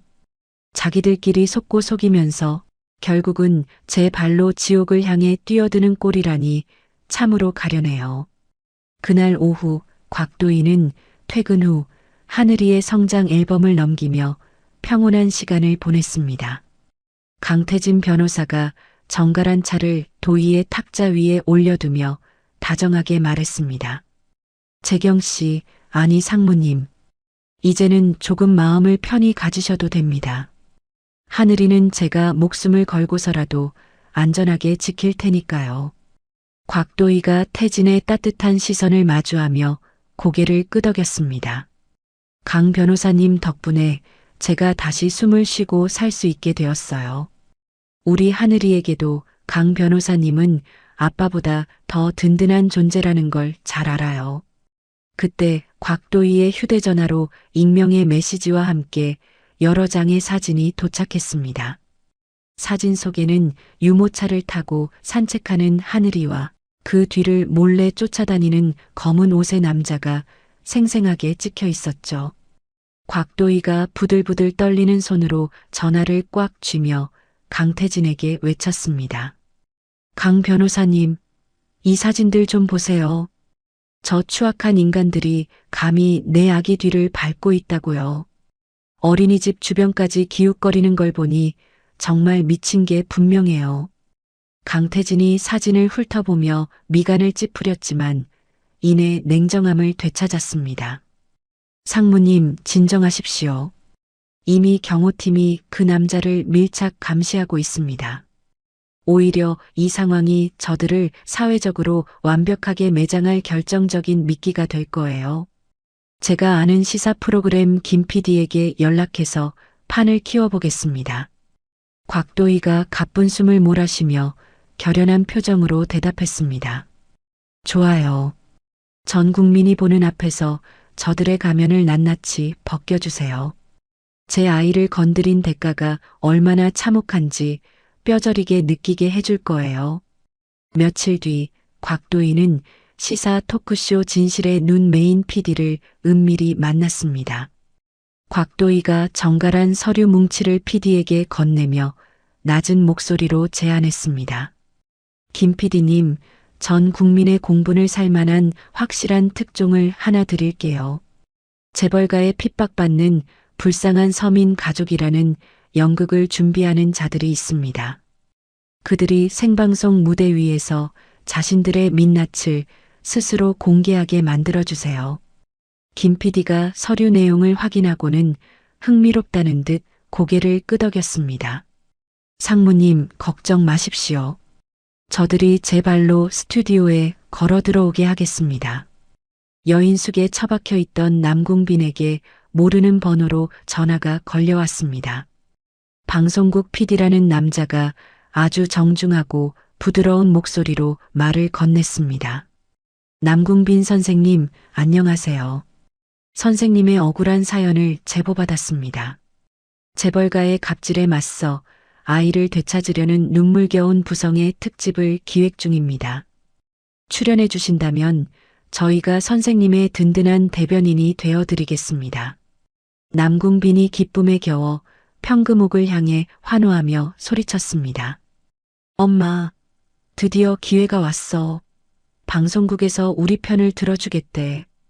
우리가 텔레비전에 나가서 울며불며 하소연하면 국민들이 돈을 모아줄 거야. 도의 그년도 이미지 때문에라도 우리한테 수백억은 합의금을 주겠지. 평금옥은 덩실덩실 춤을 추며 장롱 속에 숨겨둔 낡은 옷들을 꺼냈습니다. 그럼 그렇지. 하늘이 무너져도 솟아날 구멍은 있다더니. 내가 방송에 나가서 며느리한테 맞은 이야기를 아주 실감나게 해주마. 조이진 역시 옆에서 교활한 미소를 지으며 자신의 화장품을 챙겼습니다. 새 아기는 이것이 자신들을 위해 마련된 화려한 축제라고 믿어 의심치 않았습니다. 방송에 나가기만 하면 모든 빚을 청산하고 다시 사장님 소리를 들으며 호의호식할 날만 남았다는 김칫국을 마시며 생방송 날짜만을 손꼽아 기다렸죠. 하지만 곽도희는 집무실에서 강태진과 함께 스튜디오 배치도를 살피며 그들이 빠져나갈 수 없는 완벽한 법적 단두대를 설치하고 있었습니다. 그녀의 눈빛은 마치 굶주린 맹수처럼 먹잇감을 향해 날카롭게 빛나고 있었죠. 곽도희가 태진을 향해 샴페인 잔을 가볍게 들어 올리며 말했습니다. 강 변호사님, 쥐새끼들이 배가 고파서 미끼를 아주 덥석 물었네요. 전 국민이 지켜보는 생방송 무대라니 정말 근사한 제삿날이 되지 않겠어요? 강태진이 차분하게 미소 지으며 도희의 잔에 샴페인을 채워주었습니다. 네, 상무님. 저들이 쏟아낼 거짓말 한마디 한마디가 결국 자신들의 목을 죄는 밧줄이 될 겁니다. 무대 준비는 끝났습니다.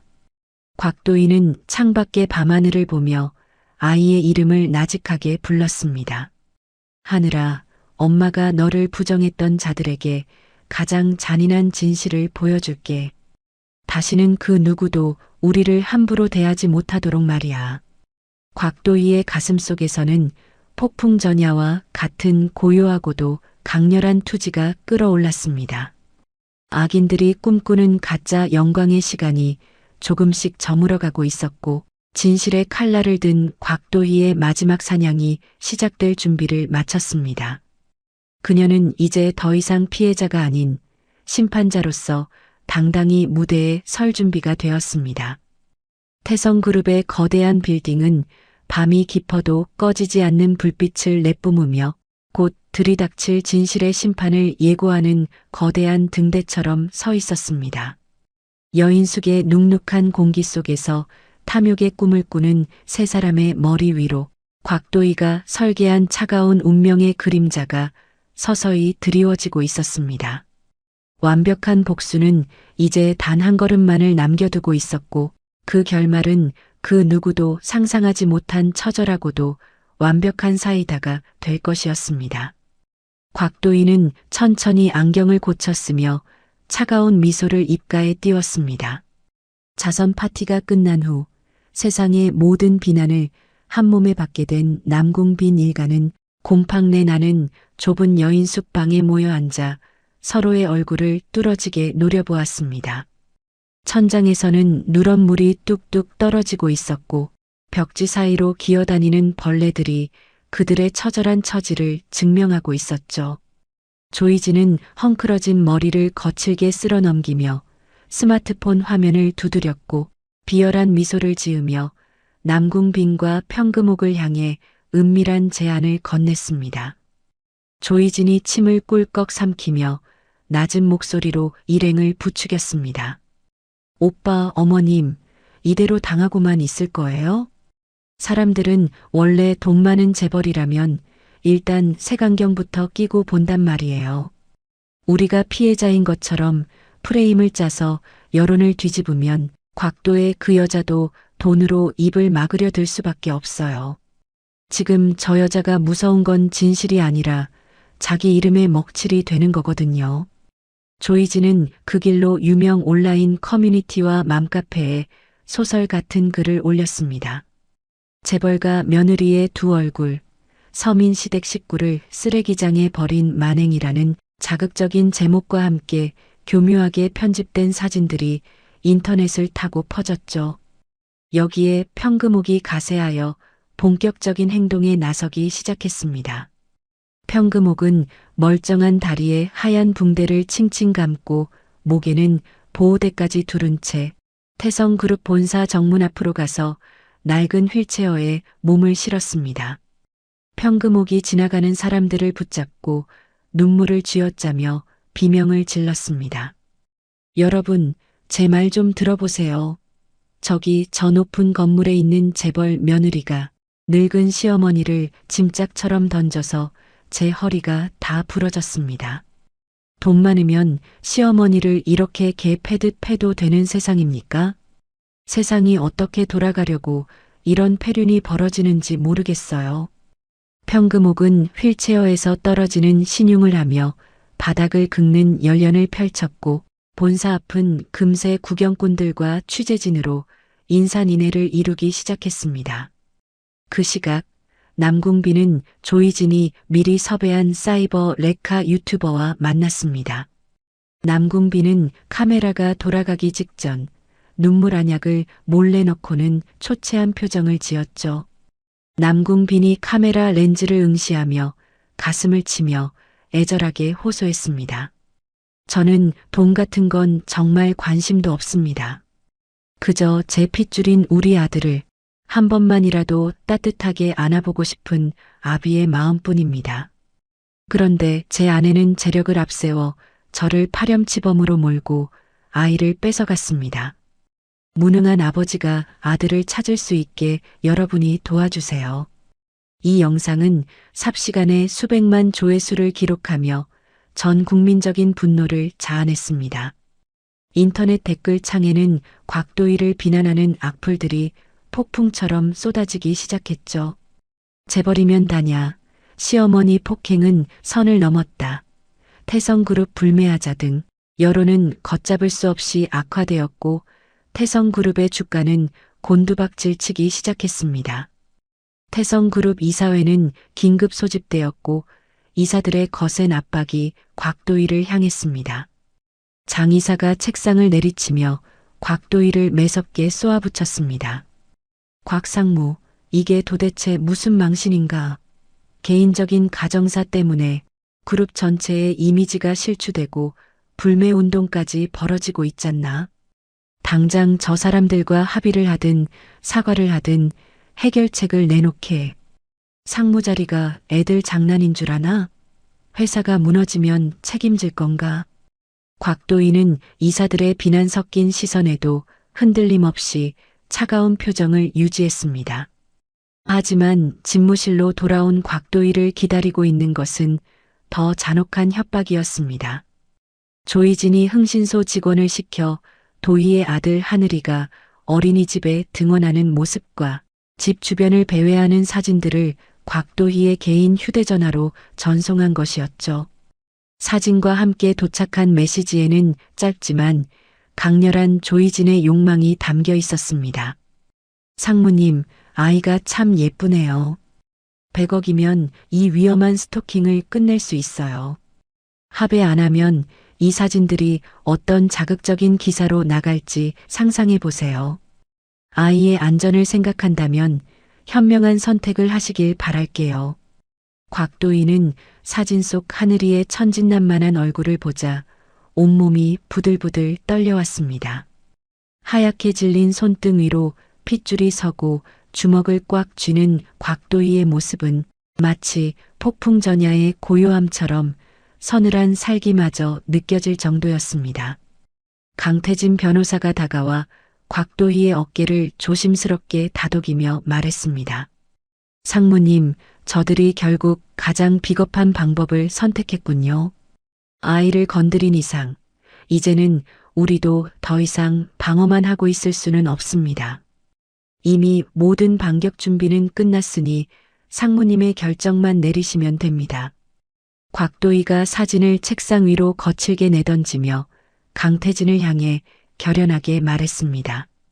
강 변호사님, 저 쓰레기들이 제 아이를 장사 미천으로 삼으려 했어요. 이건 용서의 범위를 넘어섰습니다. 전 국민이 지켜보는 생방송 무대 위에서 저들의 추악한 민낯을 하나도 남김없이 다 까발려 줄 거예요. 방송국 김 PD에게 연락하세요. 제가 직접 스튜디오로 나가겠다고요. 가짜 눈물로 세상을 속인 죄가 얼마나 무거운지 똑똑히 보여주겠습니다. 곽도희는 정면 돌파를 선택했고 시사 프로그램 진실의 눈 출연을 확정지었습니다. 남궁빈 일가에게는 방송국을 통해 억울함을 풀어주겠다는 소식이 전달되었죠. 여인숙방에서 소식을 들은 남궁빈과 평금옥은 승리감에 취해 환호했습니다. 남궁빈이 평금옥과 조이진의 손을 맞잡으며 기쁘게 외쳤습니다. 엄마, 희진아, 드디어 우리가 이겼어. 방송국에서 판을 깔아준다잖아. 우리가 나가서 눈물 한번 제대로 쏟아주면 곽도희는 끝장이야. 조이진은 거울을 보며 가장 청초하고 불쌍해 보이는 화장법을 연구했고 평금옥은 방송에서 기절하는 연기를 선보이겠다며 의욕을 불태웠습니다. 생방송 당일 오후 방송국 대기실에는 팽팽한 긴장감이 감돌았습니다. 남궁빈은 일부러 며칠간 면도를 하지 않아 초췌한 몰골을 만들었고 평금옥은 다시 휠체어에 앉아 신음소리를 내는 연습에 몰두하고 있었죠. 조이진은 낡은 카디건을 걸치고 인형을 포대기에 싸서 아는 채 대기했습니다. 조이진이 인형을 다독이며 금방이라도 눈물이 터질 것 같은 목소리로 연습했습니다. 아이고, 우리 불쌍한 아기. 엄마가 미안해. 제발 엄마한테 뺏겨서 미안해. 오빠, 내 연기 어때? 이 정도면 전국에 있는 엄마들이 다 울겠지? 오늘 방송 끝나면 우리는 진짜 돈방석에 앉는 거야. 오빠. 남궁빈이 조이진의 손을 꽉 잡으며 야욕에 찬 눈빛으로 고개를 끄덕였습니다. 드디어 스튜디오에 붉은색 생방송 사인이 켜지며 방송의 막이 올랐습니다. 진행자가 침통한 표정으로 카메라를 응시하며 오프닝 멘트를 시작했습니다. 시청자 여러분, 오늘 저희는 재벌가의 갑질로 인해 삶이 파괴된 한 평범한 서민 가족의 억울한 사연을 조명해 보려 합니다. 남궁빈 선생님, 지금 심정이 어떠신지 국민들께 직접 말씀해 주시죠. 남궁빈이 마이크를 잡고 울먹이는 목소리로 거짓 진술을 시작하려던 찰나 스튜디오의 육중한 문이 열리며 화이트 슈트 차림의 곽도희가 당당히 입장했습니다. 곽도희의 서늘한 미소와 범접할 수 없는 기계에 스튜디오는 순식간에 정적에 휩싸였죠. 곽도희가 남궁빈의 눈을 똑바로 응시하며 속으로 차갑게 을조렸습니다. 지옥에 온 걸 환영해, 남궁빈. 오늘이 너희들의 화려한 제삿날이니까. 곽도희는 반론석에 자리를 잡고 강태진 변호사가 건넨 서류 가방을 열었습니다. 남궁빈과 조이진, 평금옥의 얼굴에서 순간적으로 핏기가 가시는 것이 보였죠. 생방송의 붉은 불빛은 이제 그들의 거짓을 심판할 단두대의 칼날처럼 빛났습니다. 남궁빈이 당황하여 목소리를 가다듬으며 진행자에게 따지듯 물었습니다. 아니, 저 여자가 왜 여기 나오는 겁니까? 방송국에서 약속한 거랑 다르잖아요. 우리끼리만 나와서 이야기하기로 한 거 아니었냐고요. 당장 내보내주세요. 곽도희가 여유로운 몸짓으로 마이크를 조정하며 차가운 목소리로 대답했습니다. 남궁빈 씨, 거짓말을 하려면 최소한 상대방이 있는 곳에서 해야죠. 전 국민을 상대로 한 당신들의 화려한 연극, 제가 직접 끝내러 왔습니다.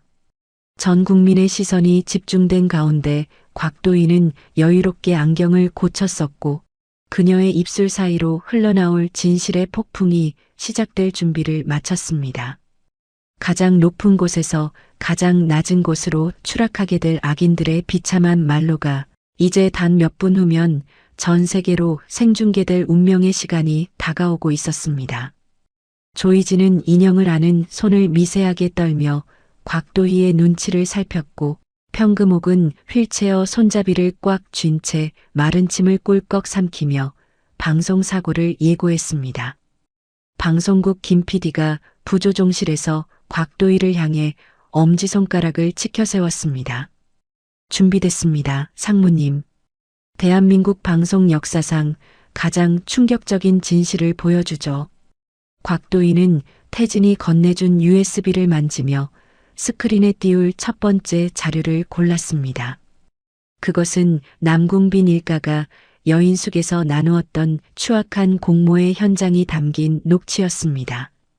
이제 조명이 밝아지고 카메라가 곽도희의 얼굴을 클로즈업하자 그녀는 세상에서 가장 차갑고 아름다운 미소를 지으며 첫마디를 뱉을 준비를 했습니다.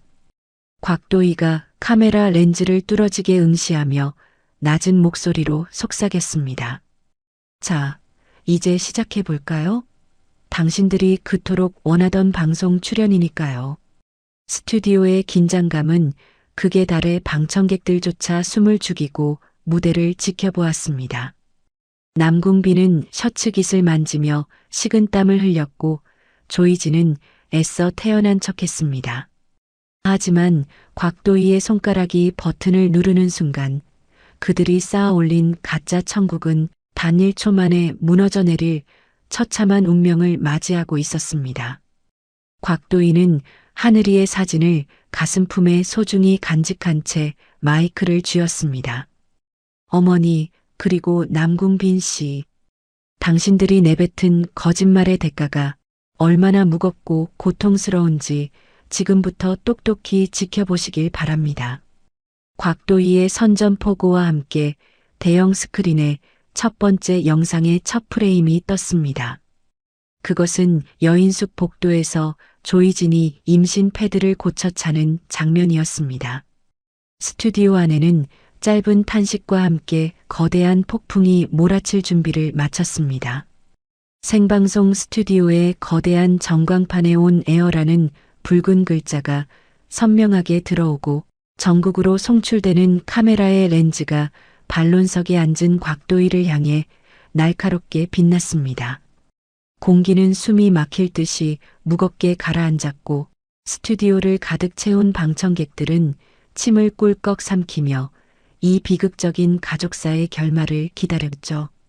남궁빈은 셔츠 깃이 땀에 젖어 축 늘어질 정도로 긴장한 기색이 역력했지만 이내 마음을 다잡은 듯 비릿한 미소를 지으며 진행자에게 마이크를 요구했습니다. 남궁빈이 떨리는 손으로 마이크를 쥐고 비통한 연기를 시작하며 외쳤습니다.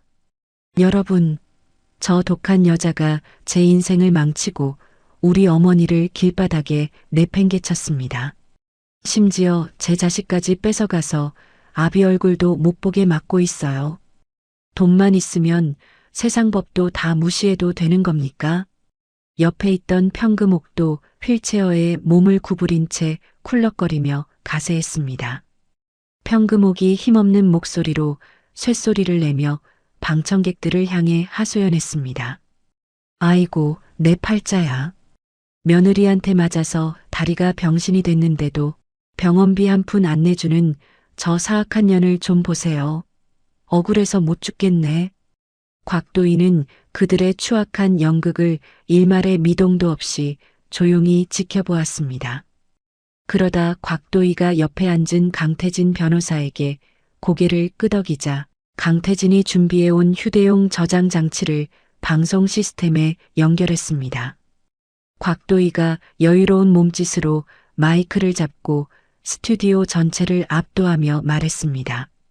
남궁빈 씨, 그리고 어머니, 연극은 이제 그만하시죠. 당신들이 그토록 사랑한다는 그 아이에게 남궁빈 씨가 직접 내뱉었던 진심을 지금부터 들려드리겠습니다. 곽도희의 말이 끝나기가 무섭게 스피커를 통해 지옥 같은 녹음 파일이 흘러나왔습니다. 야, 곽도희. 그 애가 내 핏줄인지 아닌지 내가 어떻게 알아? 어디서 씨도 모르는 걸 가져와서 나한테 덤터기를 씌워. 당장 지워버려. 남궁빈의 날카롭고 비열한 육성이 스튜디오를 가득 메우자 방청객들은 경악을 금치 못하며 입을 틀어막고 수군거리기 시작했습니다. 남궁빈의 얼굴이 순식간에 하얗게 질려 사색이 되어 소리를 질렀습니다. 아니야. 저건 다 가짜야. 목소리 조작이라고. 다들 속지 마세요. 곽도희는 비웃는 듯한 표정으로 이번엔 평금옥을 향해 시선을 돌렸습니다. 곽도희가 차가운 목소리로 휠체어에 앉은 평금옥을 지목하며 말했습니다. 어머니, 다리가 아파서 한 걸음도 못 걷겠다고 하셨죠? 그럼 며칠 전 본사 앞에서 시위를 하시던 도중에 뒷골목으로 들어가서 벌어진 이 상황은 어떻게 설명하시겠어요? 스튜디오 메인 스크린에 고화질 CCTV 영상이 선명하게 떠올랐습니다. 화면 속에서 휠체어에 앉아 신음하던 평금옥이 주변에 사람이 없는 것을 확인하더니 벌떡 일어나 기지개를 켜며 구석진 곳으로 걸어가는 장면이 나왔습니다. 영상 속 평금옥은 아주 건강한 모습으로 족발뼈를 양손으로 잡고 뜯으며 지인과 통화하며 껄껄거리고 담배까지 피우는 충격적인 모습이었습니다. 평금옥이 영상 속에서 신이 나서 소리치는 대사까지 생생하게 들려왔죠. 야, 이거 돈이 쏠쏠하다. 며느리 그년 피를 말려서 수십억은 뜯어낼 거야.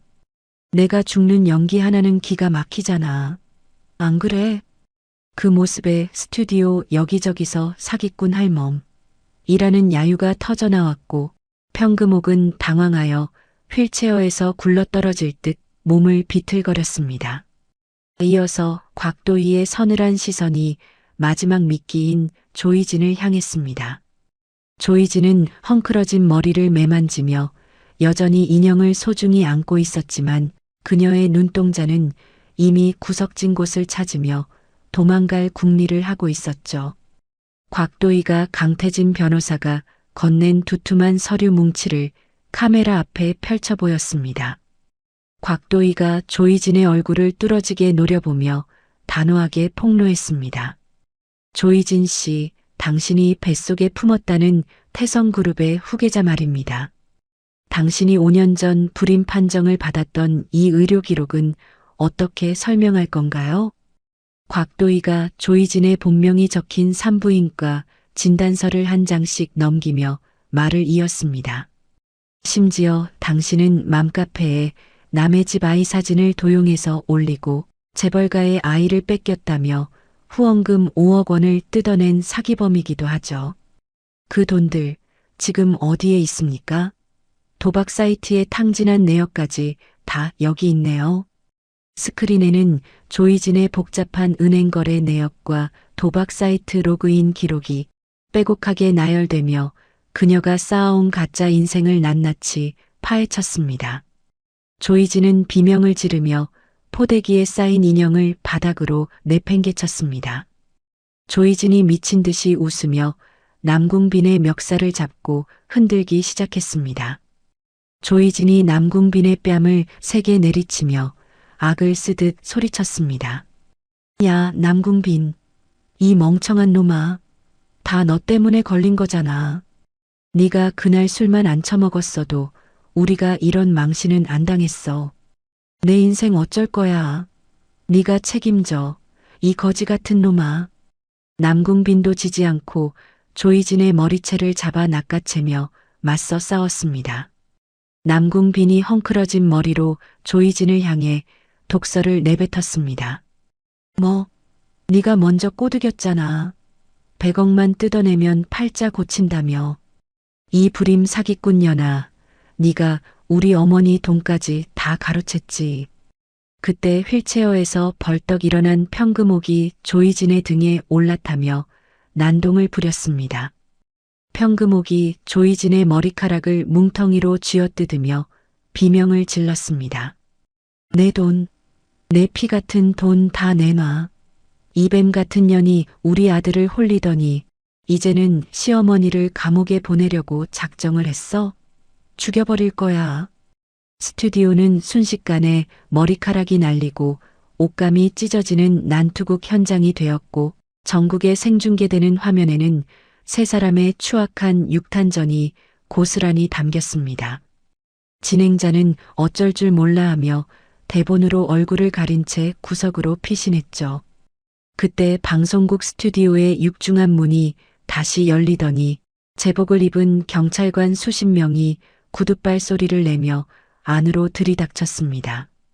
경찰 팀장이 수갑을 꺼내 보이며 난투극을 벌이는 세 사람에게 엄중히 선포했습니다. 남궁빈, 조이진, 평금옥 씨, 당신들을 상습 사기 및 무고, 그리고 정보통신망법 위반 및 아동복지법 위반 혐의로 긴급 체포합니다. 경찰관들이 달려들어 엉겨붙어 싸우는 세 사람의 팔에 가차없이 수갑을 채웠습니다. 남궁빈은 수갑찬 손으로 도희를 향해 무릎을 꿇으며 구걸하기 시작했습니다.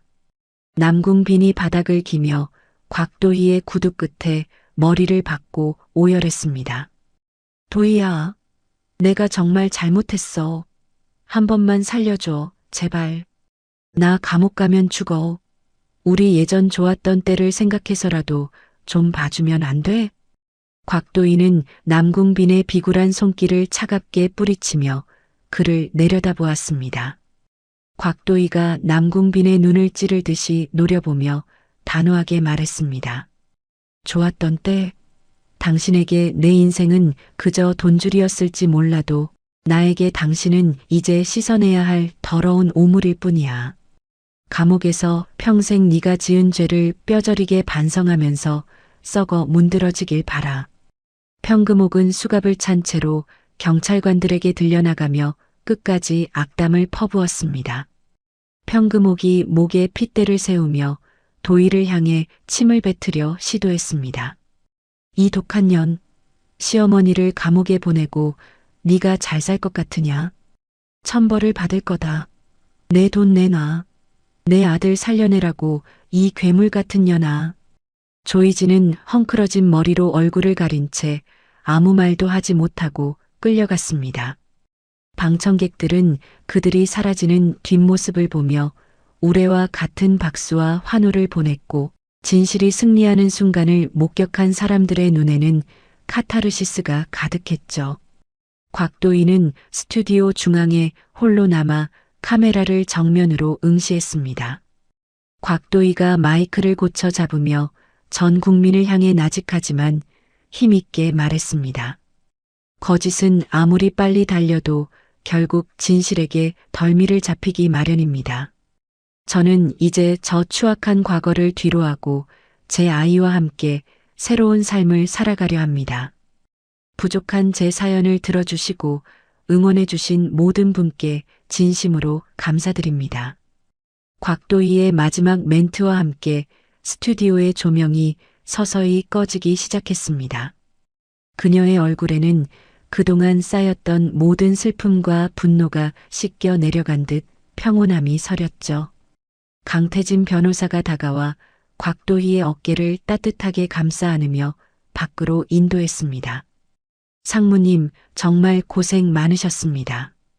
이제 진정한 자유를 얻으셨네요. 곽도희가 태진의 품에 기대어 스튜디오를 빠져나오며 깊은 안도의 숨을 내쉬었습니다. 병원에서 기다리고 있을 아들 하늘이의 얼굴이 떠오르자 눈시울이 붉어졌죠. 이제 그녀의 앞에는 더 이상 눈물 젖은 걸레질도 시어머니의 매서운 발길질도 없는 찬란한 미래만이 펼쳐져 있었습니다. 악인들을 향한 완벽한 심판은 그렇게 전 국민의 박수 소리와 함께 마무리되었습니다. 방송국 밖으로 나오자 밤 공기는 그 어느 때보다 상쾌하고 시원했습니다. 곽도희는 밤하늘의 밝은 달을 보며 조용히 아이의 이름을 불러보았습니다. 하늘아, 엄마가 드디어 해냈어. 이제 우리에게 지옥은 영원히 끝이야. 강태진이 열어주는 차 뒷좌석에 앉은 곽도희는 창밖으로 멀어지는 방송국 건물을 보며 자신의 인생에서 가장 길고도 힘들었던 전쟁의 종지부를 찍었음을 실감했습니다. 차는 부드럽게 출발하여 진정한 집으로 향했고 곽도희의 가슴 속에는 승자의 여유와 함께 새로운 희망의 씨앗이 움트고 있었습니다. 전 국민을 충격에 빠뜨렸던 그날의 생방송 이후 어느덧 1년이라는 시간이 흘러 세상은 평온을 되찾은 듯 보였습니다. 하지만 지은 죄의 대가를 치러야 하는 자들에게 시간은 결코 관대하지 않았죠. 차가운 시멘트 벽으로 둘러싸인 교도소 안에서 남궁빈은 퀴퀴한 곰팡이 냄새가 진동하는 바닥에 웅크리고 앉아 있었습니다. 과거 번듯한 중소기업 사장이라며 거드름을 피우던 모습은 온데간데 없고 빛바랜 수의를 입은 남궁빈의 얼굴은 깊은 주름과 검버섯으로 가득했습니다. 남궁빈이 식판에 담긴 식은 밥과 짠지만 남은 국물을 내려다보며 옆에 앉은 동료 수수생에게 비굴한 목소리로 말을 걸었습니다. 형님, 오늘 국은 유독 더 짜네요. 예전에 제 아내가 끓여주던 소고기 묵국은 정말 시원하고 맛있었는데 그때는 그게 소중한 줄도 모르고 만날 투정만 했지 뭡니까. 남궁빈의 말이 끝나기도 전에 험상궂은 인상의 수수가 남궁빈의 식판을 발로 찼습니다. 수수가 남궁빈의 멱살을 잡고 얼굴에 침을 뱉으며 소리를 질렀습니다. 이 페류나 자식아, 만삭인 마누라 발로 차서 쫓아낸 놈이 국 타령을 해? 너 같은 놈은 이런 밥도 과분하니까 입 닥치고 바닥에 떨어진 거나 하차 먹어. 남궁빈은 비명을 지르며 바닥에 흩어진 밥알을 손으로 긁어모았습니다. 주변 죄수들의 비웃음 소리가 좁은 감방 안에 가득 울려 퍼졌지만 남궁빈은 그저 한 끼를 때우기 위해 흙먼지 묻은 밥을 입에 넣어야 했죠. 같은 시각 여자 교도소의 세탁실에서는 평금옥이 땀을 뻘뻘 흘리며 산더미처럼 쌓인 다른 수수생들의 겉옷을 손으로 빨고 있었습니다. 평금옥은 빨갛게 터진 손가락 마디마디가 아려오자 걸레를 내던지며 투덜거렸습니다. 평금옥이 허리를 짚으며 옆에서 감시하던 젊은 수수생에게 짜증을 냈습니다. 야, 내가 누군 줄 알아? 나 여기 태성그룹 회장 시어머니가 될 사람이었어. 어디서 이런 천한 일을 나한테 시키는 거야? 당장 교도관 불러와. 평금옥의 말이 끝나자마자 등 뒤에서 매서운 손찌검이 날아왔습니다. 방장이 평금옥의 머리카락을 잡아 낚아채며 서늘하게 속삭였습니다. 할망구가 아직도 정신을 못 차렸네? 네가 내쫓은 며느리가 지금은 회장이야. 너는 그냥 여기서 썩어 문드러질 죄수일 뿐이라고. 한 번만 더 주둥이 놀리면 오늘 저녁은 굶을 줄 알아. 알았어? 평금옥은 눈물이 고인 눈으로 다시 세탁대야 앞에 무릎을 꿇었습니다. 집에서 곽도희가 빨래를 할 때마다 손이 시리다고 투정 부리던 곽도희를 향해 빨래는 손맛이지 라고 비웃으며 세탁기를 못 쓰게 했던 과거가 떠올랐죠. 자신이 뱉은 가시돋친 말들이 이제는 채찍이 되어 자신의 등 뒤를 사정없이 때리고 있었습니다. 한편 증거 부족과 가벼운 형량으로 먼저 출소한 조이진은 기차역 근처의 낡고 어두운 단칸방에서 악취나는 하루를 보내고 있었습니다. 조이진은 텔레비전 화면 속에서 화려한 조명을 받으며 웃고 있는 곽도희의 성공 기사를 볼 때마다 리모컨을 바닥으로 집어 던졌습니다. 조이진이 헝클어진 머리를 쥐어뜯으며 방바닥을 긁어대며 중얼거렸습니다. 저건 내 자리였어.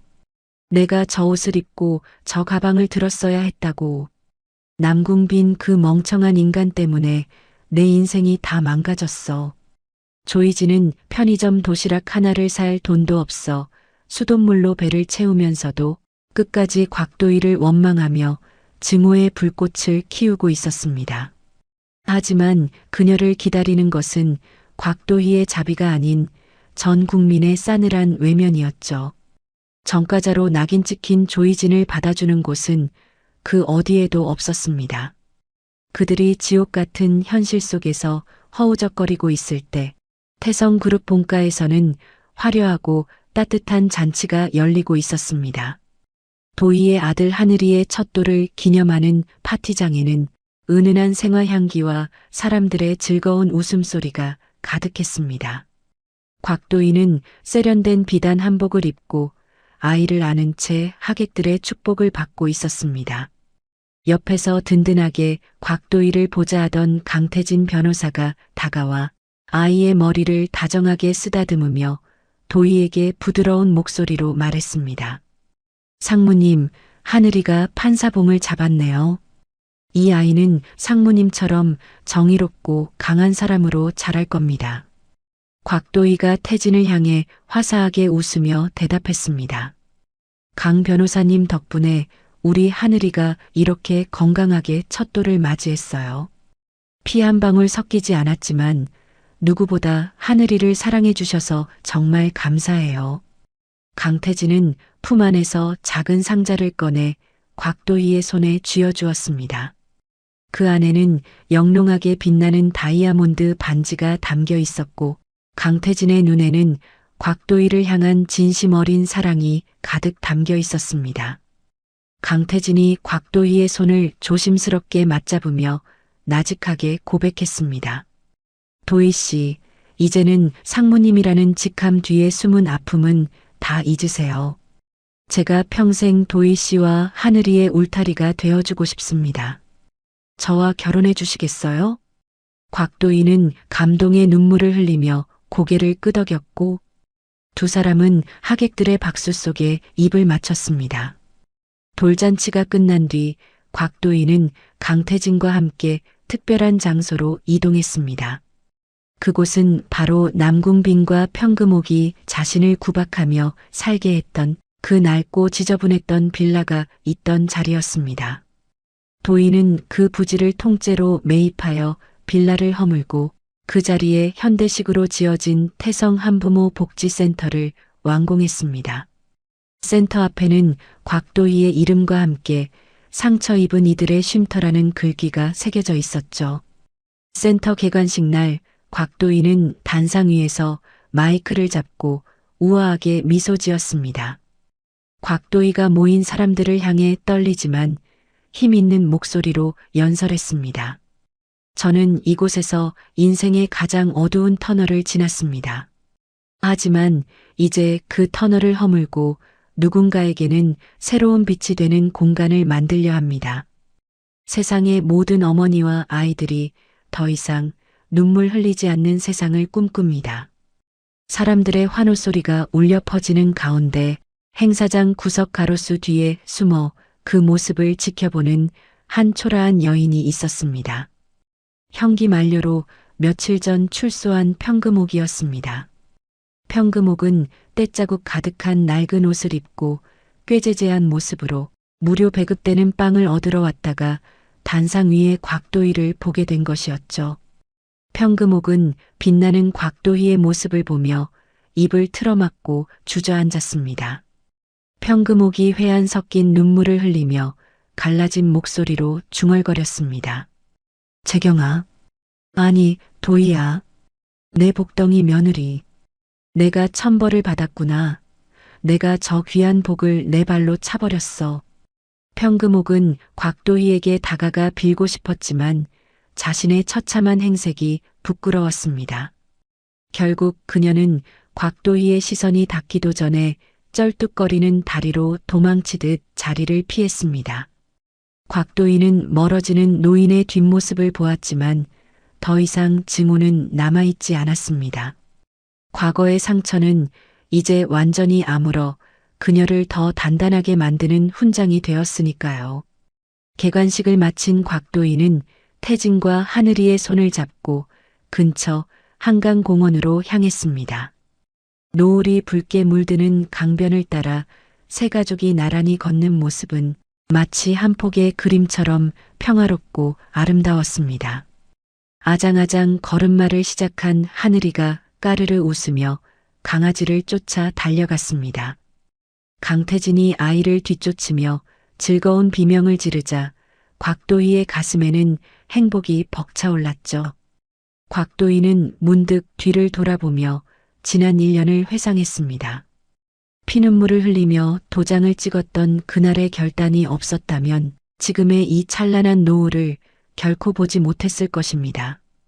곽도희가 태진의 어깨에 머리를 기대며 평온한 목소리로 속삭였습니다. 태진 씨, 이제야 알 것 같아요. 가장 완벽한 복수는 저들을 처벌하는 게 아니라 우리가 저들보다 훨씬 더 보란 듯이 행복하게 잘 사는 것이라는 걸요. 강태진이 곽도희의 허리를 부드럽게 감싸 안으며 고개를 끄덕였습니다. 맞습니다. 도희 씨. 당신은 세상에서 가장 멋진 복수를 완성했습니다. 이제 우리 앞에는 행복한 내일만 있을 테니 걱정하지 마세요. 세 가족의 행복한 웃음소리가 강바람을 타고 멀리 퍼져나갔습니다. 지옥을 뚫고 나와 스스로 태양이 된 곽도희의 미소가 화면 가득 퍼졌습니다. 악인들은 자신들이 만든 탐욕의 감옥 속에서 영원히 고통받을 것이고 선한 의지로 시련을 견딘 그녀는 진정한 사랑과 평화를 얻었습니다. 하늘에 떠오른 첫 별이 세 사람의 앞길을 비추며 이야기는 막을 내렸습니다. 권선징악의 명확한 진리 속에서 시청자들은 깊은 안도와 카타르시스를 느꼈고 곽도희의 새로운 출발을 응원하며 진한 여운 속에 방송은 마무리되었습니다. 오늘 이야기는 자신을 무시하던 사람들에게 완벽한 복수를 하고 진짜 행복을 찾은 도희 씨의 사연이었습니다. 인생의 모진 시련 속에서도 나 자신을 잃지 않는다면 진정한 복수는 결국 보란 듯이 행복해지는 것이 아닐까요? 여러분도 힘든 상황 속에서 도희 씨처럼 당당하게 일어서시기를 진심으로 응원하겠습니다. 오늘 이야기가 속 시원하셨다면 좋아요와 구독으로 따뜻한 마음을 나누어 주세요. 이야기를 끝까지 들어주신 분이 계시다면 잘 들었다고 댓글 하나만 남겨주세요. 지금까지 똑순이 사랑방이었습니다. 감사합니다.